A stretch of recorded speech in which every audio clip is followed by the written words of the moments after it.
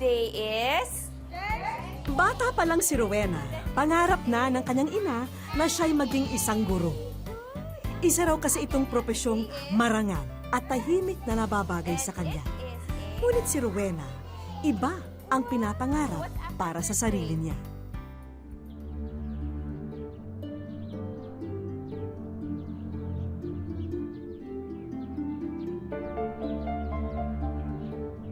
Tingnan niyo mga kasama niyo. Kung sino man ang gumawa sa inyo ng kalokohan kahapon, idinamay niyo na yung lahat ng mga kasamahan niyo ngayon. Sa hukbong kapulisan, itong tatandaan niyo, ang kasalanan ng isa ay kasalanan ng lahat. Isa pa! Magiging epektibo lang ang hukbong kapulisan kung magkakaisa tayo sa isip, sa salita at sa gawa. Boom! Double time! Yes, sir. Okay. Diba? Oo. Ba nagsumbong? Hoy, alam mo, mga problema sa inyong mga babae, masyado kayong chismosa no? Hindi kayo marunong makisama. Pati ako dinamay mo. Bakit ka kasi nandito? Balita ko, hindi alam na magulang mo na nandito ka. Teka nga lang, di ba dapat nasa kusina ka o nasa parlor ka? Nagpapaganda para sa gwapong katulad mo. Teka lang. Huwag kang bastos. Kausap pa kita eh. Bakit ka nandito? Siguro nandito ka para lumandi, ano? Ano ka ba naman? Ano naman kailangan sabihin? Bibigay ko naman lahat to sa iyo. Gusto mo ba akong tignan? Bastos! Galing ha? Pakipot pa to no? O baka naman trip mo ay mga babae. Pwede naman natin pag-usapan yan. Eto, gusto mo itutusok sa'yo? Pati dyan sa ano mo? Ha? Pakipot ka pa no? Wala ka palang binatbatol eh. Hindi ka type eh.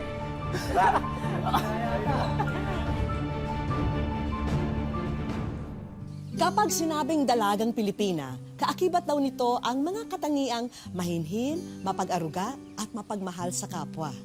Kaya naman ang pinasok ni Rowena ang mundo ng pulisya. Dumaan siya sa hirap at pangungutya para lang patunayan na ang mga Pilipina ay likas ding matatag at matapang. Magandang hapon po. Ako po si Vicky Morales at ito po ang Wish Ko Lang.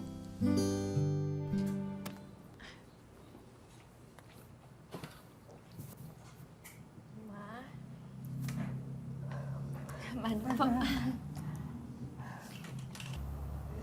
Kumusta training mo? Okay naman po, ma. Rena? Sana bago ko mawala sa mundong to, Ma, huwag ka naman magsalita ng ganyan, please. anak, kailangan pag-usapan na natin to. Pero sana,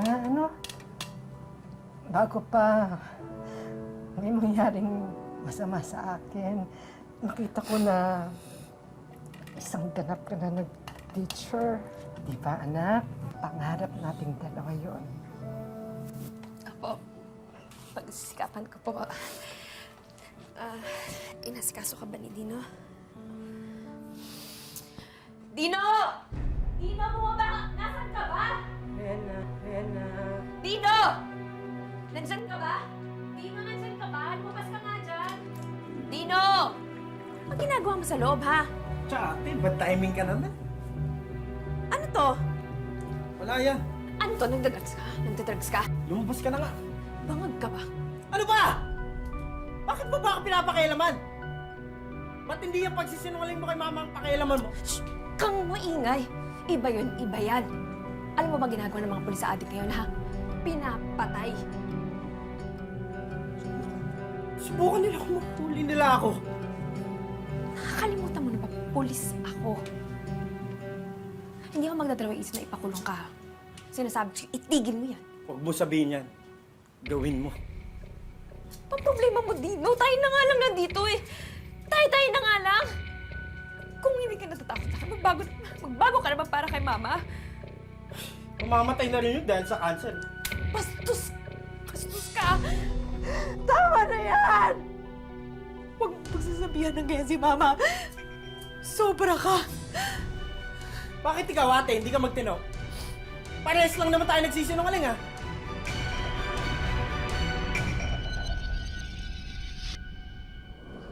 Napaka-importante ng operation natin ngayong araw na ito.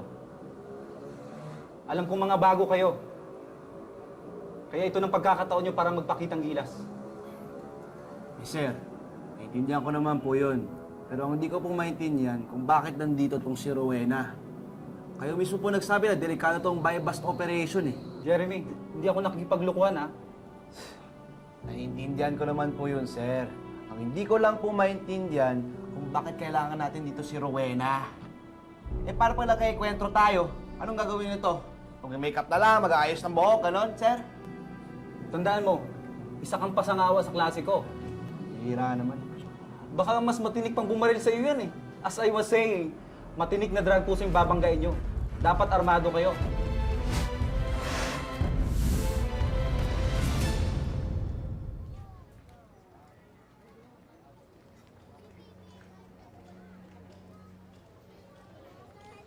Tol, sige no eh. Pautang muna, babawi na lang ako next time, promise. Kahit 100 lang. Babawi ako next time. Anong tingin mo dito, sari-sari store? Kung wala kang pambili, magparehab ka na lang. Bawi naman ako next time eh. Sige na. Puro ka bawi. Sino yun? Sino yan?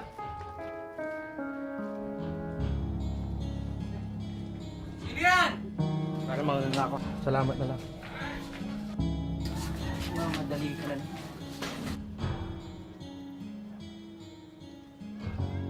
Ano nangyari? Loko yung batang yun, inuhansi tayo ah. Abuli mo! Takbo! Bilisan mo! Ayun, may tumatakbo!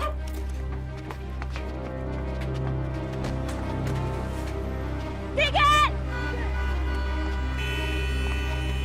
Tigil!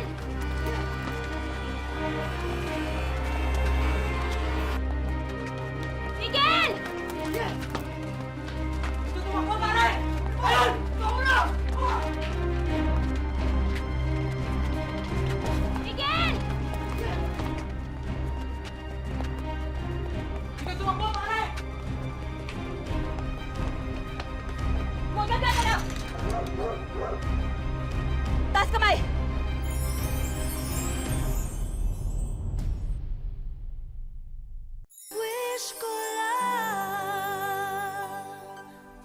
Bata pa lang, nais nang manilbihan ni Rowena bilang isang pulis. Ngunit paano nga ba niya gagampanan ang kanyang tungkulin kung ang mismong kapatid niya ang lumalabag sa batas na kanyang itinataguyod? Ano nga ba ang mas importante? Ang sarili niyang pamilya o ang tungkulin para sa bayan?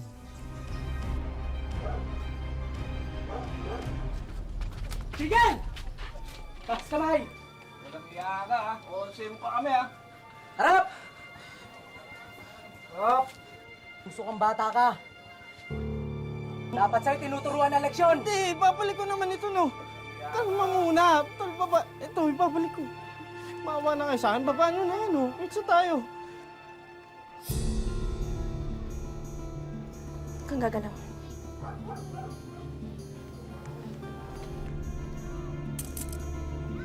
Oo, same mo pa kami ha. Oo, ito na. Maawa kayo sa akin.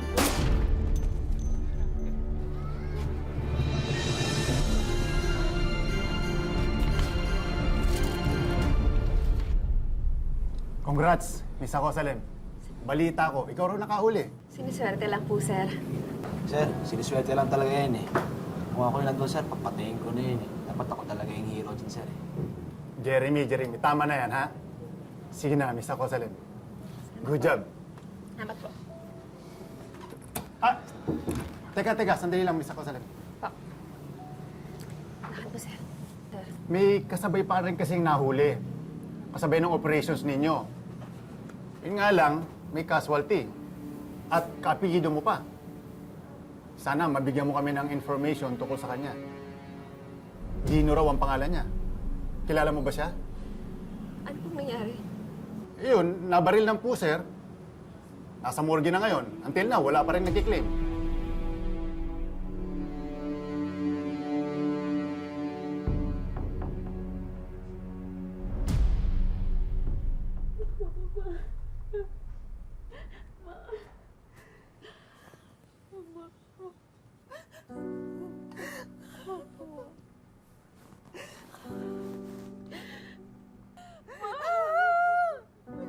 Lubhang ikinasama ng loob ng kanilang ina ang nangyari sa nakababatang kapatid ni Rowena. Hindi na rin niya maiwasan na sisihin ang sarili, lalo na't alam niyang meron sana siyang magagawa.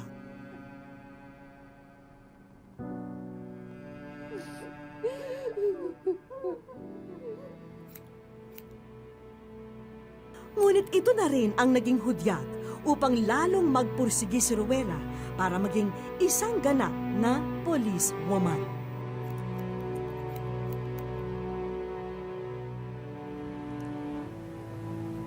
Bakit ganyan ang buhok mo? Ginagaya mo ba ako? Tsaka, bakit ka naka-uniforme na pang pulis? Rowena, huwag mong sabihin sa akin. Ma, meron ako ipagtatapat sa'yo. Pero sana mapatawad mo ako. Yung pangarap mo sa akin na maging teacher, hindi ko na matutupad yun, Ma. Ma, sana patawarin mo ko. Isa na akong ganap na pulis. Rowena naman. Nawala na nga sa atin yung kapatid mo. Tapos, ngayon naman, isusubo mo yung sarili mo sa peligro. Ma, maligaya ako sa ginagawa ko. Sana bigyan mo naman ako ng pagkakataon. Wala naman ako magagawa.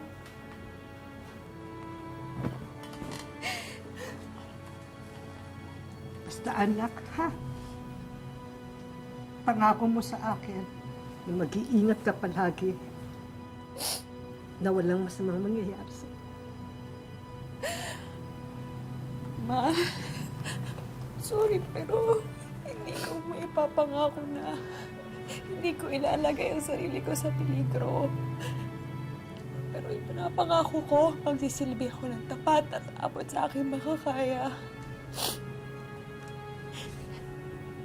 Ma, sana proud pa rin kayo sa akin.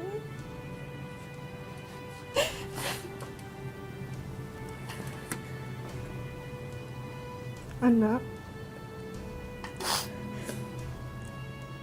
kaya gusto ko pang mabuhay. Dahil sa'yo.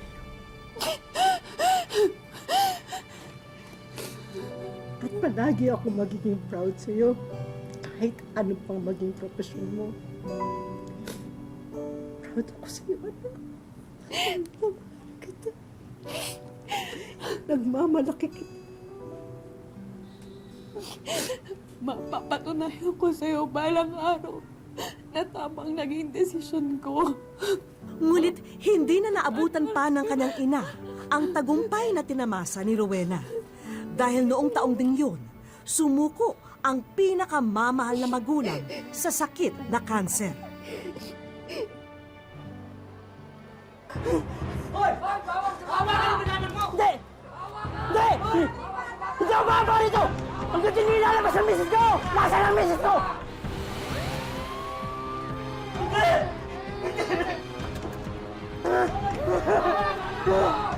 Asa dito? Hindi! Hindi! Nilabas niya yung misis ko! Nilabas niya yung misis ko! Hoy! Gaba mo na yan, ha? Huwag mo itaro yung mga anak mo sa kalokohan mo! Hindi! Bububog kita eh! Hindi ako baba rito hanggang di nyo ilalabas yung misis ko! Hindi ako baba rito! Hindi na ako ilalabas ng asawa ko! Wala iniwan ng misis na to eh. Tama na sa ulo to eh. Sino pang madaming bata? Papatayin ko to! Ilabas yung misis ko! Ibaba mo na yan! Kung hindi, magpapaputok ako! Ano? Target ko na to! Jamie! Tutuluyan ko talaga to! Hanggang di nyo ilalabas yung misis ko! Jamie, ano ba? Ano ba? Hanggang di nyo ilalabas yung... Hold on! Tabi.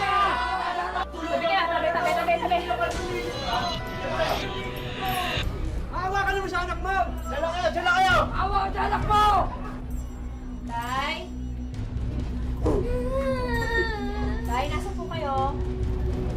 Wala naman po kinalaman yung anak ninyo. Huwag naman po natin siyang idamay dito. Sinabi niya sa akin na mahal niya ako at ang mga anak namin. Pero anong ginawa niya? Iniwanan niya pa rin kami! Sinungaling siya! Tay, naiintindihan ko po kayo. Alam ko masakit talaga pag niloko kayo. Pero tay, di ba? Kapag mahal mo, hahayaan mo lumigaya. Bakit? Kapag pinatay ko ba ito, pinakawala ko ba ito anak ko? Makasigurado ako na hindi mo ako papatayin. Tay, nangangako ako, hindi kita sasaktan. Papa, sinungaling! Tulad ka rin ng misis mo! Pare-pareho lang kayo!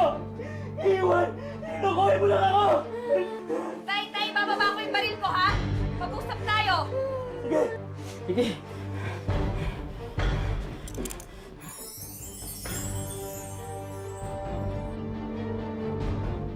Wish ko lang. Tay! Saan pupunta? Tay!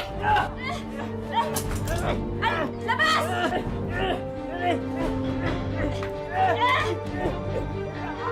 Huwag kang gagalaw! Wala kang kwenta ka, ma! Dapat barilin na kita eh! Jeremy, wag! Nangako ako. Tayo! Taas ang kamay! Taas ang kamay! Sandal sa pader. Sige na, pusasa mo na.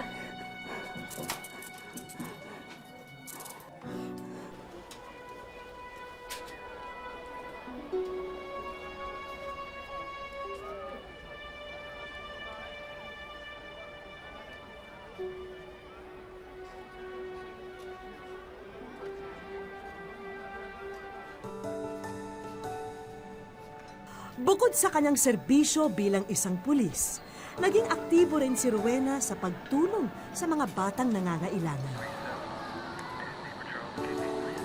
Copy. Sir, re-responde lang ako. Ikaw na bahala dito, ha? 10-4, copy. Thank you.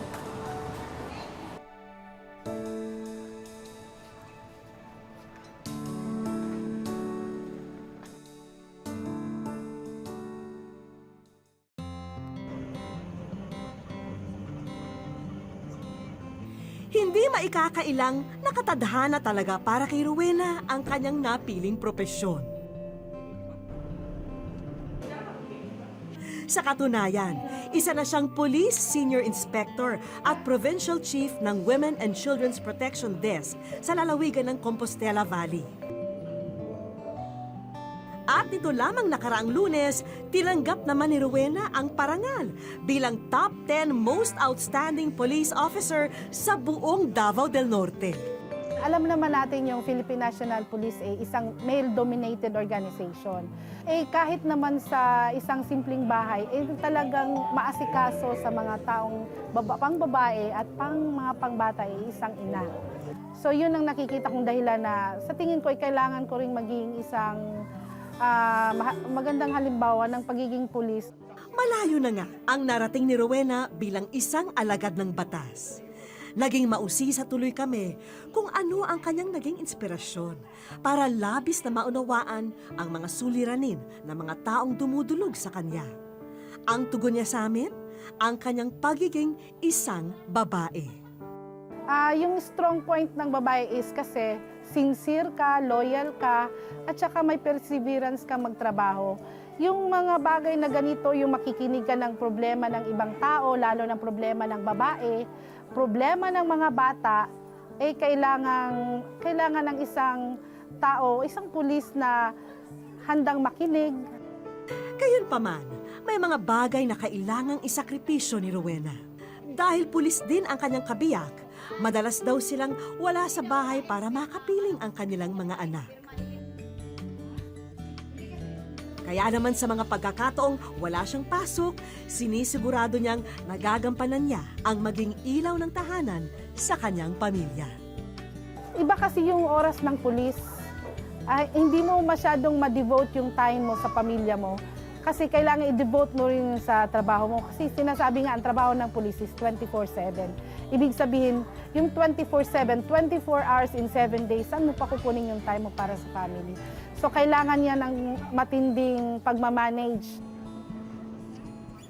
Sa nangyayari ngayon sa ating kapaligiran, hindi maiaalis ni Rowena na may namumuong takot at pagkailang ang publiko sa mga katulad nilang nakasuot ng uniforme. Isa lamang daw ang ipinapakiusap niya sa lahat ng kanyang kababayan. Hinihimo ko lahat ng mga tao, yung mga community natin, na pagkatiwalaan lang nila ang pulis. Dahil kami naman ay sa abot namin makakaya, ay gagawin namin yung ikabubuti ng ating bayan. Yun yung pinaka-importante sa amin.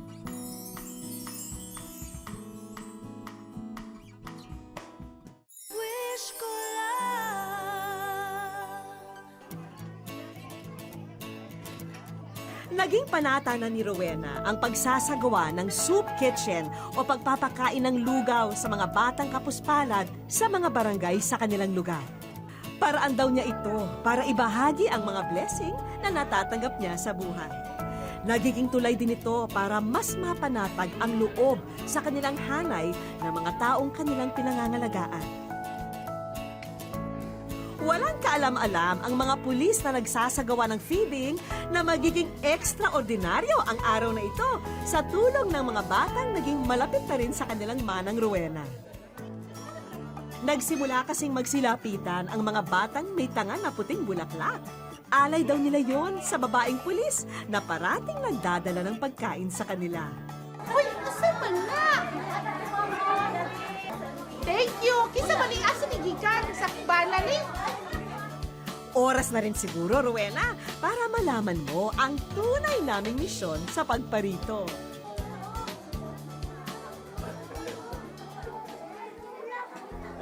Ikaw ay nasa wish ko lang. Halatang napukaw ng tagpong yun ang damdamin ng magiting na policewoman. Kasi hindi ko naman na-experience yung ganito dati. Kasi ito, pag matanda na tayo, sila yung pwedeng mag-alaga sa atin. Sila yung pwedeng mag-ingat kung anong meron tayo ngayon. So, kailangan turuan natin sila, kailangan alagaan natin sila for the future. Para makibahagi sa iyong ginagawang pagtulong sa mga kabataan, Rowena, hayaan mong sa amin na muna manggaling ang mga regalo pang edukasyon para sa kanilang lahat. Siguradong bawas na ang school supplies sa problemahin ng mga magulang ng mga batang ito.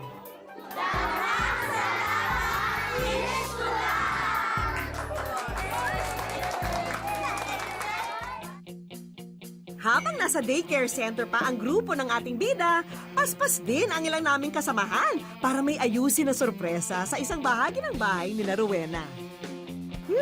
Ready ka na ba, Rowena? Kulbaan, mangkuy. Asan ako titingin? Wow! Tanggapin mo na, Rowena, ang wall ni Idol. Hayaan mong araw-araw naming ipaalala sa iyo na saludo kami sa iyong walang kapagurang serbisyo para sa mga kababaihan at kabataan ng buong Compostela Valley. I love you. English, ayaw niya ng Tagalog pala. Hudyat ang matamis ng ngiti ni Rowena na mission accomplished ang ginawa naming paglapag dito sa Davao del Norte. Minsan, kailangan mo talagang tumingin sa salamin para makita mo yung sarili mo kung ano yung ginagawa mo. So, I hope lahat naman ng nagawa ko natuwa yung mga, lalong-lalo yung mga bata at saka yung mga tao, of course. Thank you sa inyo talaga. to serve and protect. Ito ang sinumpaang tungkulin ng ating mga kapulisan para sa publiko. Kung nakakaladkad man sila, paminsan-minsan, sa hindi magandang balita, huwag naman nating ipagkait sa kanila ang isang taus-pusong pasasalamat kung nagagawa nila ng mabuti ang kanilang tungkulin sa atin. Once in a lifetime lang ito. Sana marami pa ring pulis na makilala nyo at sana magkaroon pa ng maraming inspirasyon para sa kanila. Thank you talaga.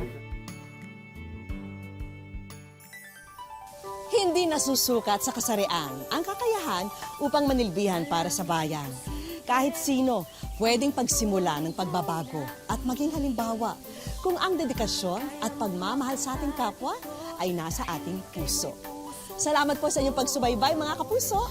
Hanggang sa susunod na Sabado, ako po si Vicky Morales at ito ang Wish Ko Lang. Kang susuko, kaya mo itong abutin.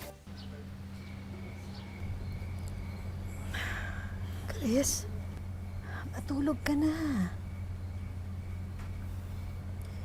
Natatakot ako na eh.